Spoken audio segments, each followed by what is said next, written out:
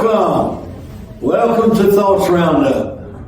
How nice it is to be with you today. Well, as you can see, things are different. Things are much different than what they usually are. Brother Holmes, I asked Brother Holmes to be with me again. And of course, Brother Smith has already been with me once, and then Brother Burgess, Brother Burgess, I've preached for him, but he's never been on the program. So anyway, it started out with Brother Holmes and I, and we've just drawn a crowd here. And so let's just have a good time, guys. We're just talking about what we want to. Can we gossip it? We can't gossip it. No, almost wasted camera here. We can't talk. Brother Burgess, I'm glad you're here. Thank you. You know, your dad, and I preached for your dad way back in the day when he went and killed him a squirrel once a day and cleaned it and cooked it every day. Yes, sir. He expected me to eat with him, and I didn't. You didn't eat it. He still loves it. He didn't understand that. He didn't understand it. Brother Smith, thank you for being here. It's an honor to be here. And Brother Holmes did so good tonight. Oh, you're so kind. Oh, amazing. I love Brother Marler. I love you too, Brother Holmes, and we appreciate you pastoring that little homage church over there. God's been good. He's been good. It's been good. Yes. Yeah. Well, I enjoyed your preaching tonight. Oh, Brother Marler, thank you. I wish I could just relax and unfold it like you do. You do amazing. I remember here a while back you came preach for us. Our people were so blessed and talking about it after you left. And my son, he honors you. He loves Brother I love Marler. him too. I love him He sure too. does. Thank you for being a man that has stood strong for the truth in this gospel all these years. You know, I've never met anybody that didn't like Brother Marler. What about you, brother? Thank you very much. I'm serious. Thank you, sir. You have traveled the miles and you poured your life into the most important thing in this world, and that's young men's lives, to encourage them in churches. Thank you. It's been a tremendous blessing to the You kingdom. know, Brother Holmes, I want to go all the way to the end, wherever it's at. If it's tonight, it's tomorrow, whenever it is. I want to go all the way to the end. That's And beautiful. I thank the Lord for allowing me. I don't walk very good, but I thank the Lord for allowing me to still see people saved and Yes. that sort of. Brother Burgess, what is the actual name of your town? Carthage. Carthage. Yes. Yeah. When I preached for you one time, and your dad was in the hospital. Yes, sir. I think at that time. So he wants you to come back Well, while he's not in the hospital. Well, I will. I'll come back. He certainly wants you to. I will come back. Yeah. Brother Holmes, I know that we're not drunk on numbers, and you're not. I'm not. Nobody is. Should be. But about how many do you have normally on a Sunday? Well, you know, I always hesitate about that because I don't want to sound or make. Well, that's why I prefaced it. I know you're not. That's not your deal. Your deal is the truth. Amen. And I know that. I just thought maybe people would kind of like to. Well, I'll tell you what, we know from the computer because people register in to pray. So there's like over 2,000 a week that come to the house of prayer.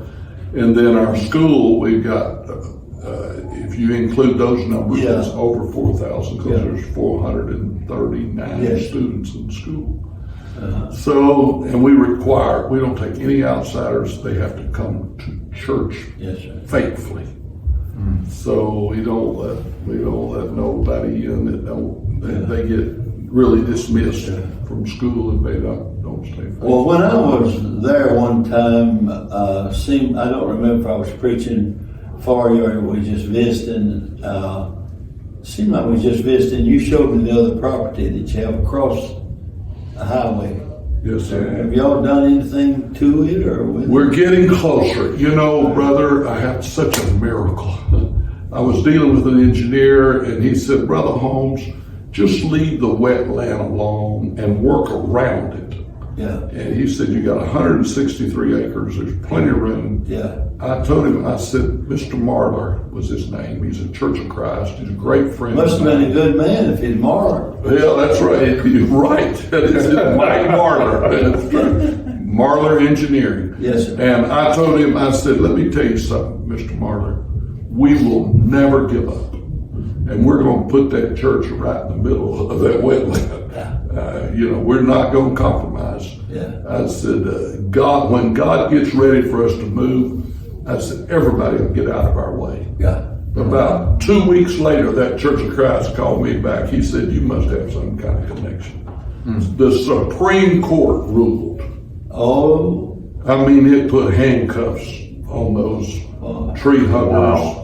Yes, Corps of Engineers. Did y'all read about it? It was it was one of the biggest unanimous among the I Supreme haven't Court. heard something about They've that. all been wrong the way they have done this. Oh, I see. And that if it's like not right next to a river, where the river would back up, you can't fill that because it causes it to flood downstream. That they do not have control over it. I see. And I'm going to tell you, That helps out a lot of people. yes, it does. It does. Brother Burgess, how long have you been pastor of the church there? About 17 years. About 15 years. Now, is that this? You see, Tallulah is where I preached for your dad. And maybe my grandfather, he pastored there as well. Is that right? Brother Donaldson. Brother Donaldson? Yeah, I preached for Brother Donaldson when he was at Eros, Louisiana. Yes, sir. And that's where I was sick, real sick. And he you know the story somewhat, but I'd like to tell everybody I was sick and I got to where I couldn't preach. And I hadn't been preaching for just a little while. And so I had to shut down. And he said, Brother Marler, there's a conference going on in Tallulah, not Tallulah, but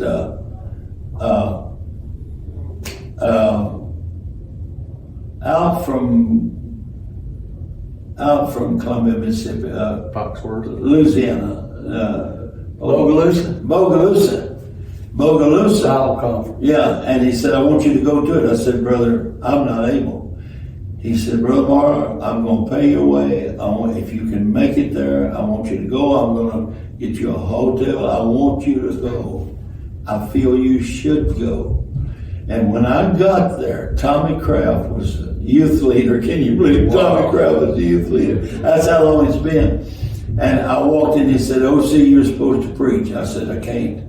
And then he came back to him and said, yes, you're supposed to preach. I said, I can't, Tom. I can't. And finally, he come back to me and said, all right, you got 15 minutes. You can either use it praying or studying, whichever you want, you're going to preach. Wow. And I got no pressure. And when I got up, that's right, no pressure. When I got up, the Lord totally took over from the first. People started being blessed, and I had not had to all the things. I was healed that all the time. Well, Brother Marler, you have blessed people for all. How many years you been preaching? 64. Let me interview you. Okay, right ahead. 64 years. Yes, sir, 64. Oh my goodness! And I tell you what, I was in a situation where I just heard of you great people, and then I got to meet you, and you were just been amazing. Remember you blessing us so many times. Thank you. You know, I heard somebody said about you. You know, several of us is has got together in the last few years, and and so forth. Thank the And Lord. somebody said, "Well, I think Brother Holmes is just our general superintendent."